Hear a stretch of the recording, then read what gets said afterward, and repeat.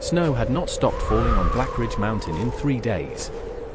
Evelyn Carter piled another log on the fire and listened to the wind claw at the shutters. She was used to being alone. She was not used to the sound that came next. A howl rolled down from the tree line, low and broken, nothing like the proud calls the wolves usually sent across the valley at night. This one sounded like something begging.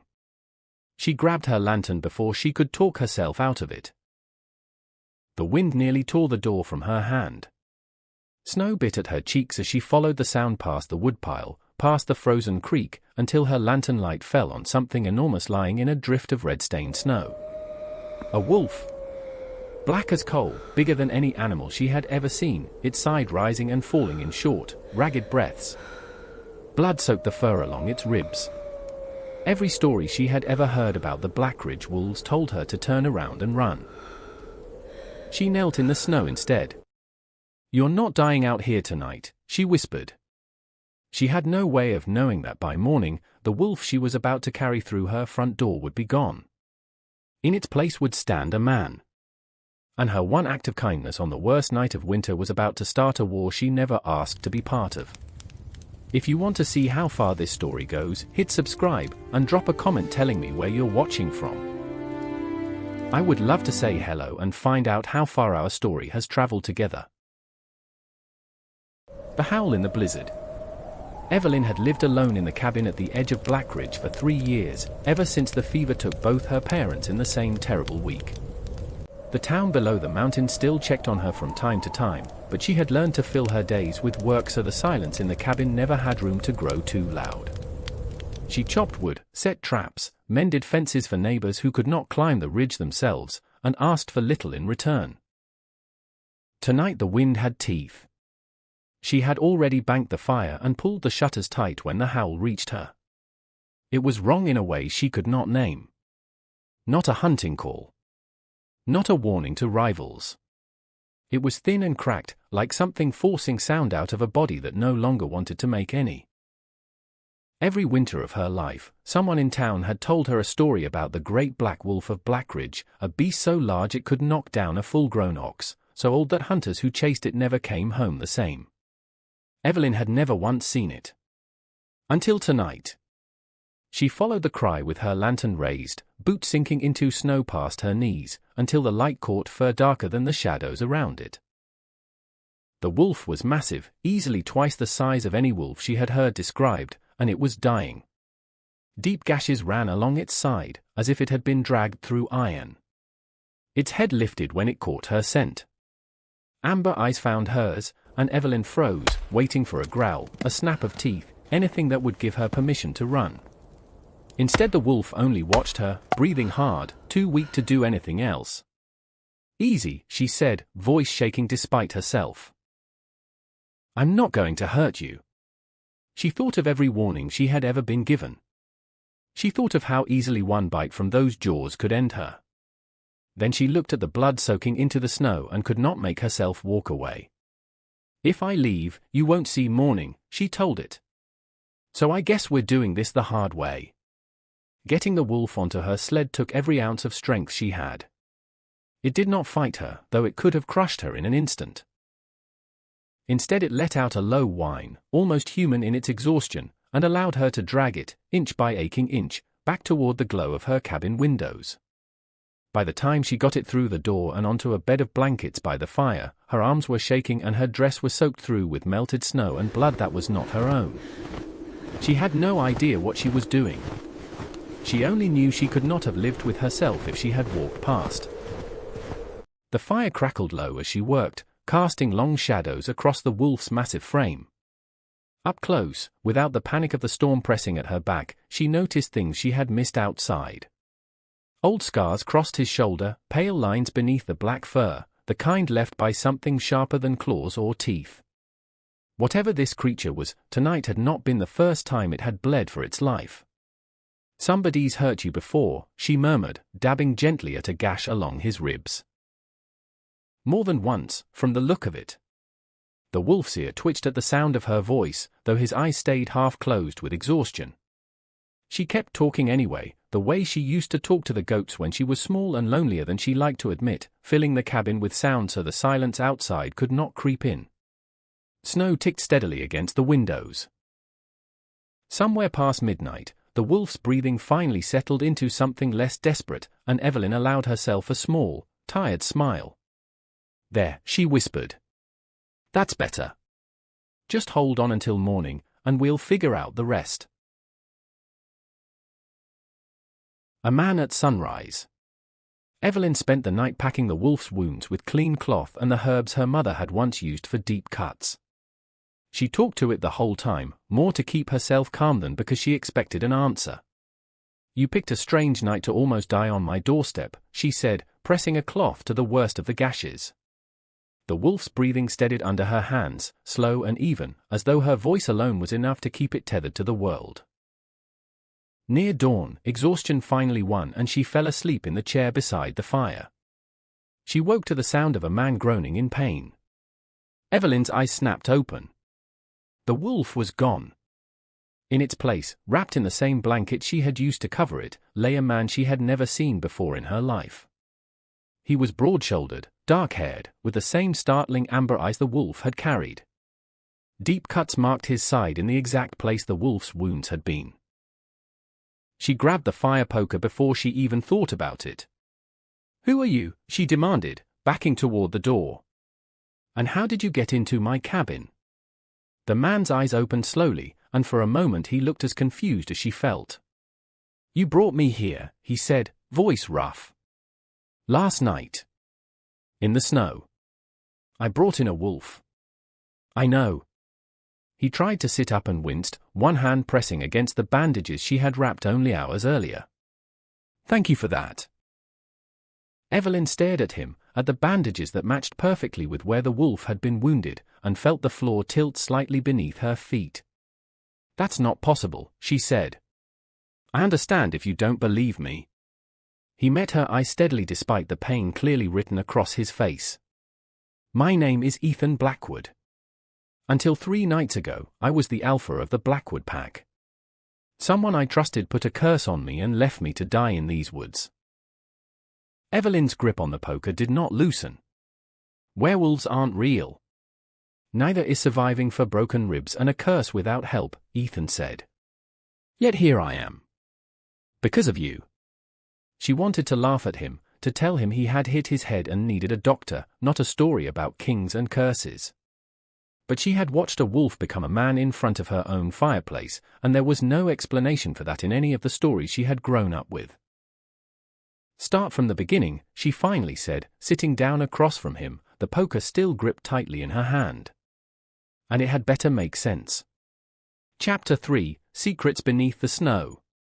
News that Evelyn had taken in an injured stranger reached her best friend Grace Holloway by mid-morning, the way most things reached Grace, which was quickly and without much explanation needed. "You did what?" Grace said, standing in Evelyn's doorway with a basket of bread she had clearly meant to be a friendly visit and was now using as an excuse to interrogate her. "I helped someone who needed it," Evelyn said. "The same thing I always do." Grace glanced past her at Ethan, who sat by the fire looking pale but undeniably handsome even with bandages wrapped around his ribs. "That is not the same thing you always do. That is a man who looks like he walked out of someone's dream and into your cabin. He's recovering from an accident." "Who?" Grace lowered her voice. "Evelyn, half the men in town are terrified of setting foot past the tree line right now. Sheriff Brooks has been warning everyone about wolf attacks near the Hollis farm. And you've got a stranger in your cabin who showed up the same night." Evelyn's stomach tightened, though she kept her face calm. "It's a coincidence." Grace did not look convinced, but she also did not push further, because that was the kind of friend she was. "Just be careful. Please."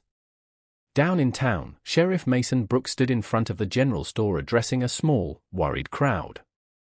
3 sheep had been found torn apart near the Hollis farm overnight, and the wounds did not look like anything a normal wolf could leave behind. "I've asked the Hale Hunting Company to send a team," Brooks announced. "Victor Hale has experience with large predators. Until they arrive, I want everyone staying close to town after dark. A murmur ran through the crowd. Someone asked if it was the same beast from the old stories. Brooks did not have an answer, and that silence unsettled the town more than anything he could have said. By the time Victor Hale arrived 2 days later with a wagon full of steel traps and men who rarely smiled, the entire mountain seemed to be holding its breath. Evelyn watched the hunters ride past her cabin from her window, Ethan standing carefully beside her despite his injuries. "They're hunting you," she said quietly. "They're hunting a monster," Ethan corrected. "They just don't understand that the monster isn't me." Grace stopped by again that afternoon, this time without any pretense of bringing bread. She planted herself at Evelyn's kitchen table and studied Ethan the way a woman studies a puzzle she is determined to solve before dinner. "So let me get this straight," Grace said, folding her arms. "You found a wolf in a blizzard, dragged it home, and by morning it turned into the most handsome stranger I have ever seen in this town, possibly in my entire life." "That's an oversimplified version," Evelyn said. "I would love the complicated version, please." Ethan, to his credit, looked more amused than offended. "I promise I'm less mysterious once you get to know me." "Oh, I doubt that very much." Grace pointed a finger between the two of them. "I've known Evelyn since we were girls. She has never once looked at anyone the way she is currently trying not to look at you." "Grace," Evelyn warned, cheeks warming despite herself. "I'm just saying." Grace grinned, unbothered. "Careful, both of you. This whole mountain talks, and it talks fast." She left still laughing, though her parting glance at Evelyn carried a flicker of real worry beneath the teasing, one Evelyn chose not to examine too closely that night. Secrets beneath the snow. News that Evelyn had taken in an injured stranger reached her best friend Grace Holloway by mid-morning, the way most things reached Grace, which was quickly and without much explanation needed. "You did what?" Grace said, standing in Evelyn's doorway with a basket of bread she had clearly meant to be a friendly visit and was now using as an excuse to interrogate her. "I helped someone who needed it," Evelyn said. "The same thing I always do." Grace glanced past her at Ethan, who sat by the fire looking pale but undeniably handsome even with bandages wrapped around his ribs. "That is not the same thing you always do. That is a man who looks like he walked out of someone's dream and into your cabin. He's recovering from an accident." "A who?" Grace lowered her voice. "Evelyn, half the men in town are terrified of setting foot past the tree line right now. Sheriff Brooks has been warning everyone about wolf attacks near the Hollis farm. And you've got a stranger in your cabin who showed up the same night." Evelyn's stomach tightened, though she kept her face calm. "It's a coincidence." Grace did not look convinced, but she also did not push further, because that was the kind of friend she was. "Just be careful. Please." Down in town, Sheriff Mason Brooks stood in front of the general store addressing a small, worried crowd. 3 sheep had been found torn apart near the Hollis farm overnight, and the wounds did not look like anything a normal wolf could leave behind. "I've asked the Hale Hunting Company to send a team," Brooks announced. "Victor Hale has experience with large predators. Until they arrive, I want everyone staying close to town after dark." A murmur ran through the crowd. Someone asked if it was the same beast from the old stories. Brooks did not have an answer, and that silence unsettled the town more than anything he could have said. By the time Victor Hale arrived 2 days later with a wagon full of steel traps and men who rarely smiled, the entire mountain seemed to be holding its breath. Evelyn watched the hunters ride past her cabin from her window, Ethan standing carefully beside her despite his injuries. "They're hunting you," she said quietly. "They're hunting a monster," Ethan corrected. "They just don't understand that the monster isn't me." Grace stopped by again that afternoon, this time without any pretense of bringing bread. She planted herself at Evelyn's kitchen table and studied Ethan the way a woman studies a puzzle she is determined to solve before dinner. "So let me get this straight," Grace said, folding her arms. "You found a wolf in a blizzard, dragged it home, and by morning it turned into the most handsome stranger I have ever seen in this town, possibly in my entire life." "That's an oversimplified version," Evelyn said. "I would love the complicated version, please." Ethan, to his credit, looked more amused than offended. "I promise I'm less mysterious once you get to know me." "Oh, I doubt that very much." Grace pointed a finger between the two of them. "I've known Evelyn since we were girls. She has never once looked at anyone the way she is currently trying not to look at you." "Grace," Evelyn warned, cheeks warming despite herself. "I'm just saying." Grace grinned, unbothered. "Careful, both of you. This whole mountain talks, and it talks fast." She left still laughing, though her parting glance at Evelyn carried a flicker of real worry beneath the teasing, one Evelyn chose not to examine too closely that night. The Lost Alpha. A week into Ethan's recovery, a knock came at Evelyn's door that made him go rigid with something between fear and hope. She opened it to find a broad-shouldered stranger with sandy hair and sharp green eyes, dressed in worn leather armor beneath a fur-lined cloak. Before she could speak, the man pushed past her and dropped to one knee in front of Ethan. "My Alpha," he said, voice thick with relief. "We searched everywhere. We thought Damien had killed you." "Caleb." Ethan gripped his old friend's shoulder like he needed to prove he was real. "How did you find me?" "Your scent led here, faint as it was. I've been tracking it since the night of the betrayal." Caleb Stone finally looked at Evelyn, offering a respectful nod. "You're the one who saved him." "I just helped a wounded animal," Evelyn said. "I didn't know I was helping a king." Caleb's expression softened. "Around here, that might be the same thing." That evening, an elderly woman arrived at Evelyn's door wrapped in flowing white and grey robes trimmed with wolf fur, her silver hair catching the last of the daylight. She introduced herself simply as Luna Blackwood, Ethan's grandmother and the former Luna Queen of the Pack. "I dreamed of a cabin at the edge of the mountain," Luna said, studying Evelyn with eyes that seemed to see far more than her words let on. "And a woman with a kind heart strong enough to break a curse no sword ever could." "I don't understand," Evelyn admitted. Luna took her hand gently. "There is an old prophecy among our people. It says a human who chooses compassion over fear, without knowing the cost, will one day stand between our world and yours, and by doing so, save us both. I did not believe it would happen in my lifetime." Evelyn glanced at Ethan, who was watching her with an expression she could not quite name. "I only did what felt right." "That," Luna said, "is exactly the point."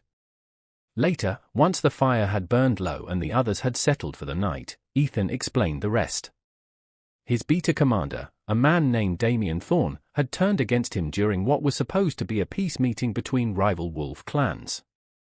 Damien had struck him down, cursed him into wolf form using a stolen relic, and left him to die in the snow, expecting the cold to finish what the blade had started. "Why would he betray you?" Evelyn asked. "Because he wanted the throne," Ethan said simply.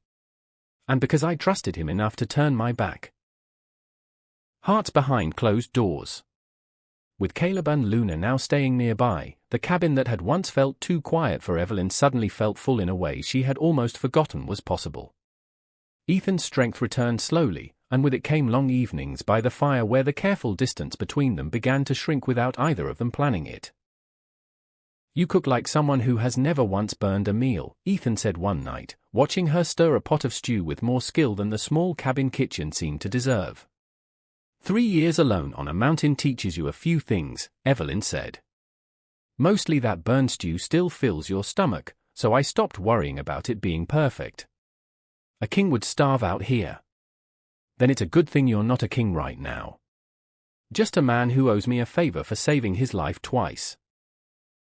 Ethan laughed, the sound surprising them both. "Twice?"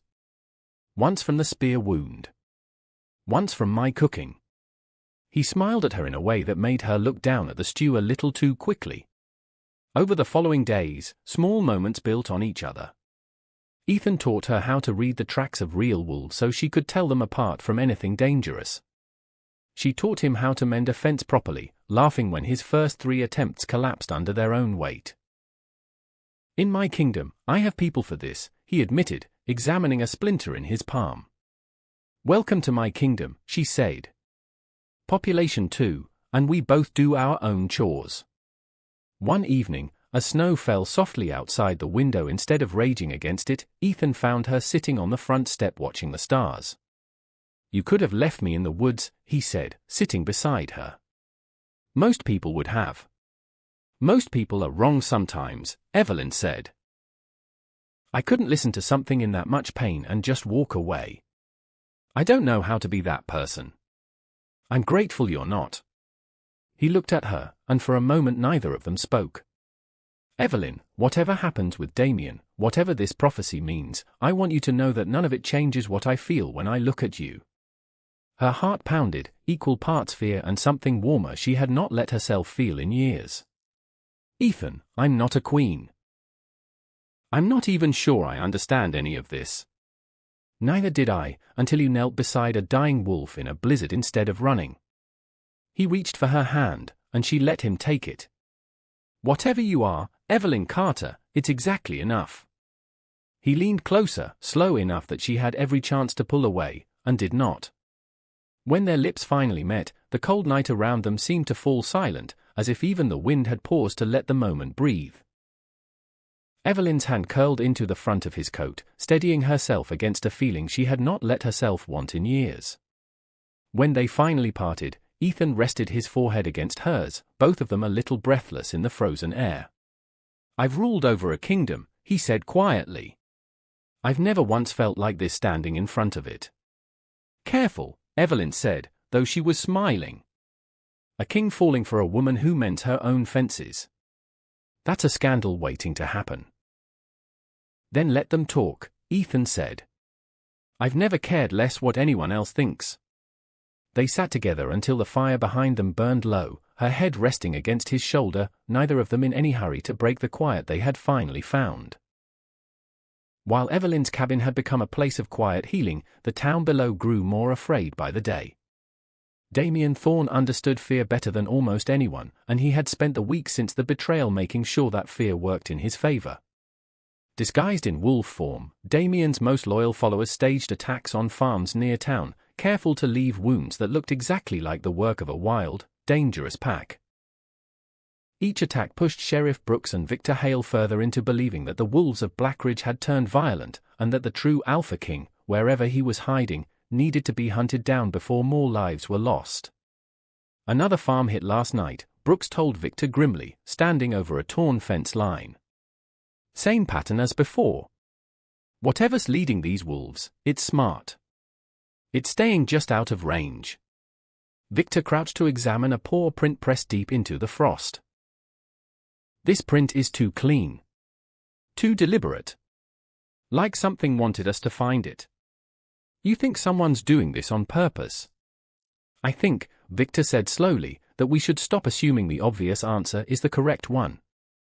Back in Blackwood territory, Damien addressed his gathered followers with the calm, practiced confidence of someone who had long ago convinced himself his lies were noble. "Ethan Blackwood abandoned this pack when we needed leadership most," he told them. "I have kept us alive. I have kept us fed. Whatever it takes to protect what remains of our people, I will do it." Not every wolf in the room believed him completely, but fear and uncertainty had a way of making bad leaders sound reasonable, especially when the alternative seemed to be chaos. Caleb, listening from the shadows outside the gathering, slipped away before he could be seen, his jaw tight with anger. He had heard enough to confirm what he already suspected. Damien was not simply defending the pack. He was building a war that only he could win. He returned to Evelyn's cabin that night with the news, and for the first time since Ethan's arrival, real worry settled over the small group gathered by the fire. "If Damien is staging these attacks," Luna said quietly, "then it is only a matter of time before he needs a bigger distraction to keep everyone's eyes away from the truth." "What kind of distraction?" Evelyn asked. Nobody answered, but the silence in the room told her the question mattered more than any of them wanted to admit. The sister in danger.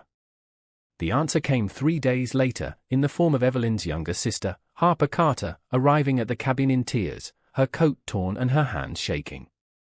"They took Grace," Harper said, gasping for breath. "Wolves came into town. I tried to help her, and they grabbed me too, but I got away. Evelyn, they knew your name. They said to tell you they have something you'll want back. Evelyn's blood went cold. Where? The old mill. Past the frozen creek. Ethan was already moving, pulling on his boots despite Evelyn's protest that his wounds had not fully healed. This is what Damien wanted all along, he said. He needs Evelyn out in the open, away from anyone who can protect her, so he can eliminate the one thing the prophecy says can stop him. Then we go together, Caleb said, already strapping on his weapons. No, Ethan said firmly. If Damien sees me, he wins. He wants a public fight he can control. We go quietly. We get Grace out. Nothing else matters tonight. Evelyn gripped Harper's shoulders. Stay here with Luna. Lock the door. Please. I'm not letting you walk into a trap alone, Harper said. You already walked out of one. That's brave enough for tonight. Evelyn pressed a kiss to her sister's forehead before following Ethan and Caleb out into the freezing dark. The old mill sat abandoned at the edge of a frozen creek, its wheel long since rusted still. Inside, they found Grace bound to a support beam, unharmed but terrified, guarded by two of Damien's followers in human form. Caleb dealt with the guards quickly and quietly, his years of combat training obvious in every efficient movement. Evelyn rushed to untie Grace's hands, whispering reassurances that shook only slightly. I knew you'd come, Grace said, voice trembling. I told them you would. Always, Evelyn said. They were nearly to the door when Damien himself stepped into the moonlight blocking their path, flanked by four more wolves in human form. His dark clothing, trimmed in silver, looked almost elegant against the snow, and his cold grey eyes settled on Ethan with something between hatred and satisfaction. You look surprisingly well for a dead man, Damien said. You should have made sure I actually died, Ethan replied evenly, stepping in front of Evelyn without hesitation. Instead you gave someone kind enough reason to save me. That mistake is going to cost you everything. Damien's smile did not waver, but something flickered behind his eyes, the first crack of doubt in a plan he had thought was flawless. We'll see, he said, and vanished into the tree line with his followers, leaving behind only the promise of a fight still to come. The truth comes to light. The confrontation at the mill changed everything, because Grace had seen enough during her captivity to realize the attacks on the farms had never been wild wolves at all. They talked about it like it was a plan, Grace told Sheriff Brooks the next morning, still shaken but determined to be believed. One of them said something about making sure the town stayed afraid enough not to ask questions. Brooks frowned deeply. That matches what Victor found at the last attack site. Prints that looked staged. Victor Hale arrived at the sheriff's office within the hour, having spent the previous night examining evidence he had been quietly gathering since his own doubts began. He laid out a set of sketches on the desk, comparing wolf prints from the staged attacks to genuine tracks Caleb had allowed him to study near the Blackwood Territory border, once trust between them had cautiously begun to form. These aren't the same animal, Victor said. Not even close. Someone wanted us hunting the wrong target. Who benefits from that? Brooks asked, though the answer was already beginning to take shape in his mind. Someone who needed the real Alpha King dead before anyone learned the truth about how he lost his throne, Victor said. Someone still very much alive, and very much in charge of the wolves currently causing this town so much fear. Brooks sat back heavily in his chair, years of certainty crumbling in the space of a single conversation. I've been hunting the wrong monster this whole time. We both have, Victor admitted. That afternoon, Caleb met with both men at the edge of town, taking the enormous risk of revealing the truth in full. He explained Damien's betrayal, the curse, Ethan's survival, and the prophecy Luna believed Evelyn was destined to fulfill. Brooks listened in silence, arms crossed, clearly fighting every instinct that told him werewolves and prophesies belonged in campfire stories, not in his town. If any of this is true, he finally said, then Damien Thorne has been using fear as a weapon against my own people, and I nearly helped him do it. You didn't know, Caleb said. None of us knew how deep this went until recently. Victor studied the horizon, jaw tight.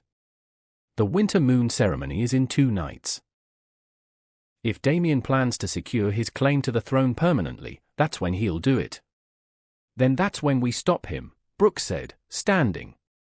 For the first time in weeks, his voice carried the steady certainty of someone who finally understood exactly which side he was on. Battle at Blackwood Summit. The winter moon ceremony had always been a sacred night for the Blackwood Pack, a gathering meant to honor unity and strength beneath the full moon. Damien intended to use it instead to declare himself Alpha King permanently, with Ethan's public execution as proof that no rival could challenge him and survive. He had not planned on an army standing against him.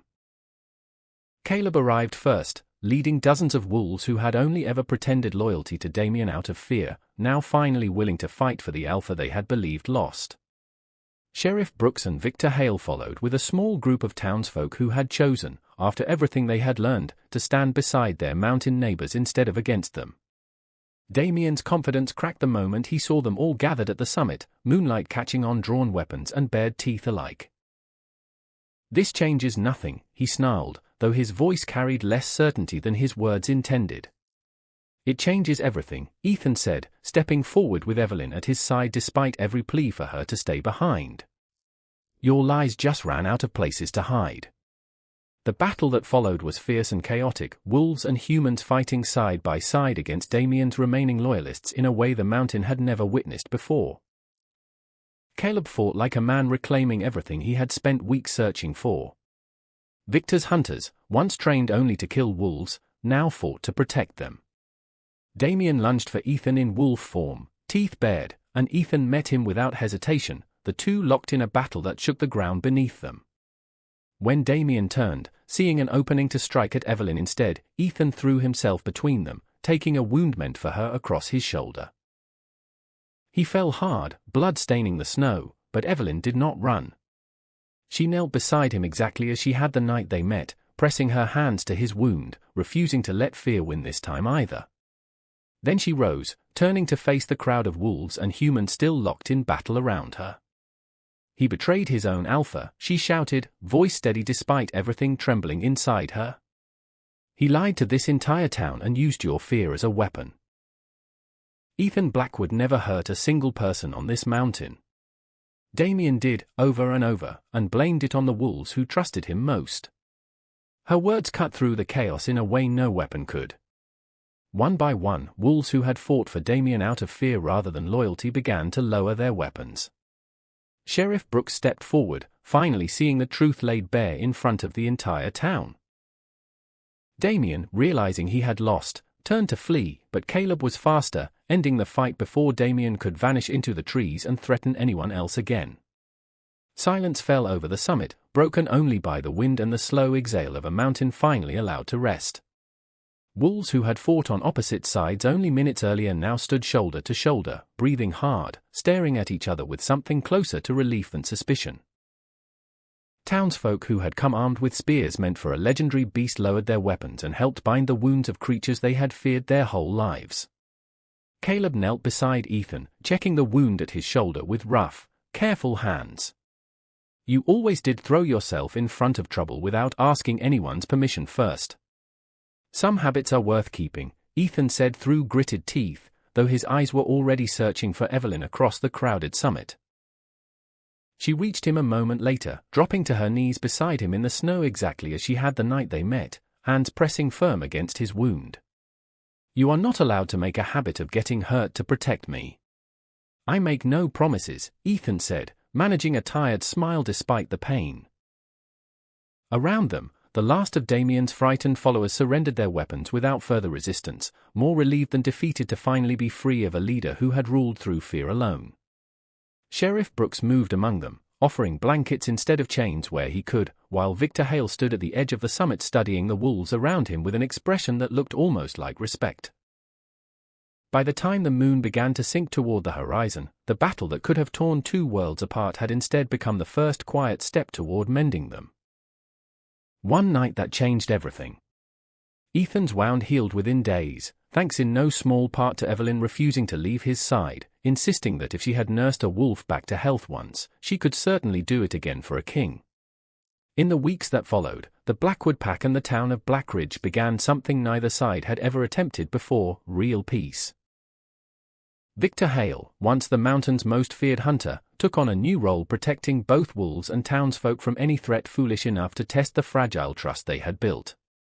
Sheriff Brooks worked alongside Caleb to make sure no future misunderstanding could tear their communities apart again.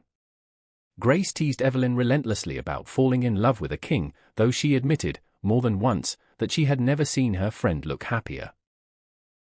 Harper spent her afternoons at the cabin learning to track alongside Caleb, who seemed to have infinite patience for a girl who reminded him fiercely of the kind of courage Evelyn had shown from the very beginning.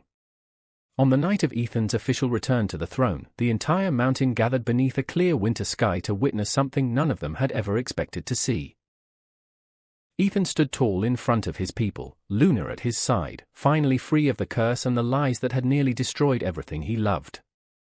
3 months ago, he told the crowd, "I was left to die in the snow by someone I trusted with my life. I only survived because a woman who owed me nothing chose kindness over fear. She didn't know who I was. She didn't ask what it would cost her. She simply couldn't walk away from something in pain." He turned to Evelyn, taking her hand in front of everyone gathered. "An old prophecy said compassion, not power, would one day save this pack and heal the divide between our two worlds. I used to think prophecies were just old stories. Now I understand they were simply waiting for the right person to prove them true." Evelyn felt tears sting her eyes as the crowd, wolves and humans together, began to cheer. "I'm just a woman who couldn't leave a wolf to die in the snow," she said quietly, "only for him." "That," Ethan said, smiling as he pulled her close, "is exactly why you're the only Luna this pack will ever need." As the crowd celebrated around them, snow falling gently instead of raging as it had the night they met, Evelyn understood something she would carry with her for the rest of her life. Kindness had never made her weak. It had made her strong enough to change the course of 2 entire worlds, simply by refusing to walk past someone who needed help. Sometimes the smallest choice, made on the coldest night, turns out to be the one that saves everything.